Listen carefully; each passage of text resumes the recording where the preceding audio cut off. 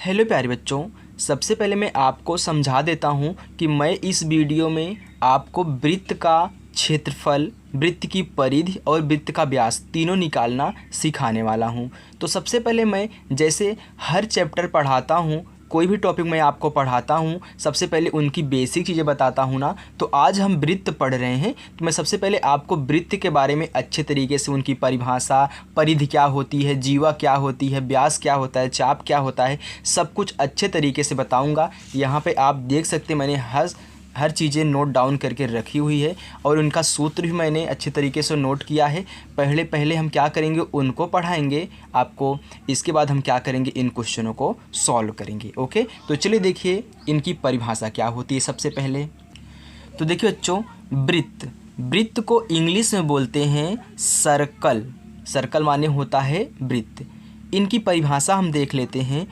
वृत्त एक ऐसा बंद वक्र है जिस पर स्थित प्रत्येक बिंदु एक स्थिर बिंदु का मतलब होता है कोई पॉइंट क्या हो, फिक्स हो, उसी को बोलते हैं फिक्स पॉइंट, यानी कि स्थिर बिंदु से समान दूरी पर स्थित होता है। अगर आपको यहाँ पे बच्चों स्थिर बिंदु का मतलब समझ में नहीं आया है, तो मैं जानता था कि आपको यह समझ में नहीं आएगा, इसलिए मैंने नोट में लिख दिया है कि स्थिर बिंदु वृत्त का केंद्र कहलाता है। यानी कि जो आप ऐसे करके गोला बनाते हो ना, तो बीच में जो एक पॉइंट बनता है जहाँ पे आप प्रकार की नोक रखते हो, ऐसे घुमाते जो नोक आपकी बनती है, वहीं आपका क्या होता है, फिक्स पॉइंट होता है। तो यहाँ पे आप देख सकते हैं ये आपका केंद्र है, यही क्या है, आपका फिक्स पॉइंट है। आपने यहीं पे रख के इस गोले को ऐसे बनाया है। तो ये जो गोला है यह छोटे छोटे बिंदुओं से मिलकर बनता है बच्चों, छोटे छोटे बिंदुओं से मिलकर आपका बनता है।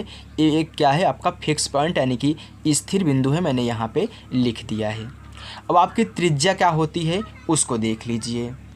तो बच्चों ये आपकी त्रिज्या है। तो त्रिज्या की परिभाषा होती है वृत्त के केंद्र एवं परिधि। तो वृत्त के केंद्र एवं परिधि को मिलाने वाली जो रेखा होती है, फिर जोड़ने वाली जो रेखा होती है, वह आपकी क्या कहलाती है, त्रिज्या कहलाती है।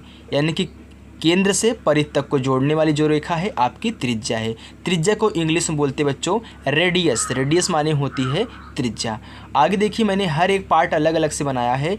आपका व्यास क्या होता है, तो व्यास अगर मैं इसकी परिभाषा आपको बताऊं तो व्यास होता है वृत्त के केंद्र यानी कि वृत्त के केंद्र से गुजरने वाली जीवा व्यास कहलाती है। यानी कि वृत्त के केंद्र से गुजरने वाली जो जीवा है वह आपकी क्या कहलाती है, व्यास कहलाती है। और ध्यान देना ये व्यास क्या है, आपकी सबसे बड़ी जीवा है। सबसे बड़ी जीवा मैं यहीं पे लिख देता हूँ, सबसे बड़ी जीवा। सबसे, क्योंकि कोई पूछ लेता है कि सबसे बड़ी जीवा वृत्त की क्या होती है, तो बता देना कि व्यास क्या है, सबसे बड़ी जीवा होती है।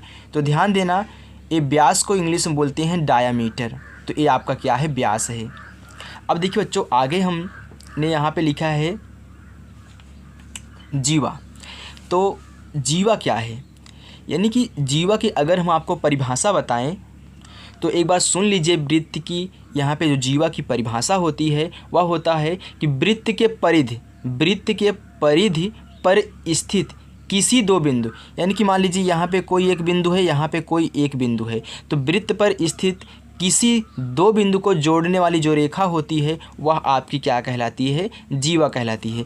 मान लीजिए यहाँ पे कोई बिंदु है और यहाँ पे कोई बिंदु है, आपने उनको जोड़ दिया, वो आपकी क्या होती है, जीवा होती है। यहाँ पे कोई बिंदु है, यहाँ पे कोई और बिंदु है, इन दोनों को आपने जोड़ दिया तो ये आपकी क्या होती है, जीवा होती है। ओके, तो जीवा यहाँ आप खींच सकते हैं, यहाँ आप खींच सकते हैं, यहाँ आप खींच सकते हैं, पूरी की पूरी आपकी क्या होगी, जीवा होगी। तो जीवा को इंग्लिश में बोलते हैं बच्चों कॉर्ड। कॉर्ड माने होता है जीवा।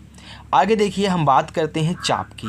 तो यहाँ से यहाँ तक दो बिंदु, यहाँ पर मैंने ये देखिए चाप लगाया है, रेड कलर किया है ना, तो ये आपका क्या है, चाप है। तो देखिए अगर मैं चाप की परिभाषा आपको बताऊं तो वृत्त का एक खंड, ये क्या है, वृत्त का एक खंड है। मैंने एक यहाँ पे खंड काट लिया है, तो ये क्या है, आपका वृत्त का एक खंड है। क्या है, वृत्त का एक खंड है। तो वृत्त का एक खंड चाप कहलाता है।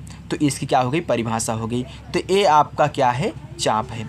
ओके बच्चों, तो आप वृत्त के बारे में, वृत्त की जीवा, चाप, त्रिज्या और व्यास के बारे में जान चुके हैं। आपने इनकी परिभाषा भी जान ली अब हम इनका फार्मूला भी देख लेते हैं जो हम उपयोग करने वाले हैं। देखिए, वृत्त से संबंधित सूत्र। तो जो बच्चों वृत्त का क्षेत्रफल होता है वह होता है पाई आर स्क्वायर। तो यहाँ पे आर आपकी क्या है, त्रिज्या होती है। वृत्त का परिमाप, इसी को हम बोलते हैं परिधि। इसमें परिधि बोला जाता है लेकिन असलियत में क्या है, वो परिमाप है। ये होता है 2 पाई आर होता है। और वृत्त का व्यास, तो वृत्त का व्यास बच्चों होता है 2r, यानी कि त्रिज्या का दोगुना होता है। आप यहाँ पे देख सकते हैं, ये देखिए ये क्या है, त्रिज्या है, यहाँ से यहाँ तक त्रिज्या है। अगर यहीं से यहीं तक मैं खींच दूँ, ये पूरा हो गया ना, यानी कि मैं इसका दोगुन कर दिया। तो r और r, ये क्या, इसको देखिए r से दिखाते हैं त्रिज्या को, और इनको d से दिखाते हैं डायमीटर को। तो देखिए r कितना हो जाएगा, 2r हो जाएगा। तो यहीं d बराबर क्या होता है बच्चों, आपका 2r होता है। यानी कि त्रिज्या का दोगुना कर देंगे तो आपका व्यास निकल के आ जाएगा। आगे देखिए, मैं आपको बता दूं, यहाँ पे आप पाई का मान 22/7 रखेंगे। तो चलिए बच्चों, अब हम अपने प्रश्नों को सॉल्व करते हैं। देखिए, दिया है एक वृत्त की त्रिज्या 7 सेंटीमीटर है, तो वृत्त की परिधि और क्षेत्रफल ज्ञात कीजिए। तो त्रिज्या हमको कितनी दी गई है, त्रिज्या जिसको मैं r से दिखाता हूँ, ये हमको दी गई है 7 सेंटीमीटर। ओके, अब हमको यहाँ पे क्या कहना है, परिधि निकालनी है। तो वृत्त की परिधि क्या होती है, मैंने अभी आपको जस्ट बताया है। वृत्त की परिधि, वृत्त की परिधि होती बच्चों 2 पाई r। अब यहाँ पे ध्यान देना, आपको पाई का मान क्या रखना है, 22/7 रखना है। ओके, चलिए देखिए, तो बराबर 2 गुने पाई का मान आप रखोगे 22/7। कभी कभी रखने के लिए बोलता है, कभी कभी नहीं बोलता है, अगर ना बोले तो मत रखिएगा। गुणे, अब देखिए r आपका कितना है, 7 सेंटीमीटर, 7। अब देखिए 7 से 7 कैंसिल हो गया, तो कितना आ गया यहाँ पे, 2 गुणे 22 बराबर आ गया 44 सेंटीमीटर। ये आपकी परिधि निकल के आ चुकी है। तो ऐसे निकालेंगे। ओके, चलिए अब हमको निकालना है बच्चों क्षेत्रफल। तो लगा दीजिए वृत्त का क्षेत्रफल का फार्मूला। तो वृत्त का क्षेत्रफल बराबर होता है पाई आर स्क्वायर। अब यहाँ पर मैंने आपको बता दिया है कि आपको पाई का मान 22/7 रखना है। तो यहाँ पे आप रखेंगे 22/7 गुने r आपका कितना है, 7 है। देखिए 7 का वर्ग किया गया है ना, यानी कि ऐसे। तो फिर 22/7 गुने, अब यहाँ पे इसका 7 का 2 बार गुणा करा देंगे। तो एक साथ से कैंसिल हो गया, बराबर कितना आ गया, 22, और यहाँ पे 7 बचाते हैं, यानी कि 22 गुणे 7 गुणा करा लो। 7 दूनी 14 की 4 हासिल 1, 7 दूनी 14, 14 हासिल कितना हो गया, 15। अब क्षेत्रफल है तो वर्ग सेंटीमीटर, चाहे ऐसे लिख लीजिए बच्चों, चाहे आप यहाँ पे सेंटीमीटर स्क्वायर ऐसे कर सकते हैं। ओके, तो ये आपका एरिया यानी कि क्षेत्रफल निकल चुका है। चलिए देखिए दूसरा क्वेश्चन लेते हैं, उसमें मैं आपको व्यास भी निकालना सिखाऊंगा। दूसरा क्वेश्चन बच्चों, एक वृत्त की त्रिज्या 14 सेंटीमीटर है, तो वृत्त की परिधि क्षेत्रफल व्यास ज्ञात कीजिए। तो हम पहले निकालेंगे, यहाँ पे हमारी जो त्रिज्या दी गई है पहले मैं उसको लिख लेता हूँ। त्रिज्या हमको दी गई है 14 सेंटीमीटर, और त्रिज्या को हम जानते हैं कि हम दिखाते हैं r से। तो हमको परिधि निकालनी है। तो वृत्त की परिधि क्या होती है बच्चों, वृत्त की परिधि होती है 2 पाई r, और यहाँ भी आपको पाई का मान रखना है 22/7। ओके, मैंने कह दिया है तो आपको रखना है। तो देखिए 2 गुणे पाई का मान आप रखोगे 22/7 गुने r का मान कितना 14 है, तो यहाँ पे 14 लिख दो। अब देखिए कट रहा है तो काट लीजिए, 7 1 9 7, 7 दूनी 14। अब आ गया कितना, 2 गुने 22 गुने 2। देखिए 22 दूनी कितना होगा, 44। 44 में 2 का गुणा करोगे, 2 चौका 8, 2 चौका 8, आ कितना 88। तो यहाँ पे 88 सेंटीमीटर आपकी परिधि निकल चुकी है।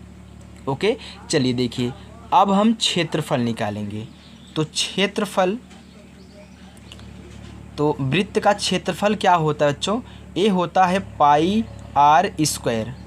अब पाई का मान तो 22/7 रखना है गुने आर स्क्वायर। अब यहाँ पे 14 है तो 14 का हमको स्क्वायर कहना पड़ेगा, यानी कि 22/7 गुने 14 गुने 14। अब देखिए 7 एक अन्नम 7, 7 दूनी 14 कट गया। अब नीचे कुछ नहीं बचा तो हम गुणा करा लेंगे। 22 गुने यहाँ पे 2 बचा, यहाँ पे 14 बचा है, तो 22 दूने ये कितना होता है? 44। ये 44 हो गया। अब मैं क्या करूँगा? 44 में 14 का गुणा करा दूँगा। तो देखिए 4 चौका 16 की 6 हासिल 1, 4 चौका 16, 16 एक हासिल 17 हो गया। 1 चक्के 4, 1 चक्के 4, 6 आ गया। 7 4 11 की 1 हासिल 1 आ गया। 1 और 4 5, 5 हासिल कितना हो गया? 6, 616। तो यहाँ पे जो आपका निकला है 616 सेंटीमीटर स्क्वायर, या फिर आप लिख लीजिए वर्ग सेंटीमीटर। ओके, ये आपका क्षेत्रफल निकला है बच्चों। क्या निकला है? आपका क्षेत्रफल निकला है। चलिए अब देखिए, बोला था कि व्यास भी ज्ञात कीजिए, तो मैं यहाँ पे वृत्त का व्यास भी निकाल देता हूँ। वृत्त का व्यास ये होता है बच्चों 2r। तो 2r होता है ना, तो 2 गुणे आपका r का मान कितना है? 14 है, तो यहाँ पे 14 रख दीजिए। तो 14 दूनी कितना हो गया? 28 सेंटीमीटर। ये आपका व्यास निकल चुका है। ओके, तो मैं आशा करता हूँ कि बच्चों आपको वृत्त की परिधि, क्षेत्रफल, व्यास तीनों निकालना आ चुका होगा। बच्चों, यदि हमारी वीडियो आपको पसंद आई हो, आपको अच्छी लगी हो, तो वीडियो को लाइक ज़रूर करें और चैनल पर नए हो चैनल को सब्सक्राइब भी करें। Thank you for watching guys.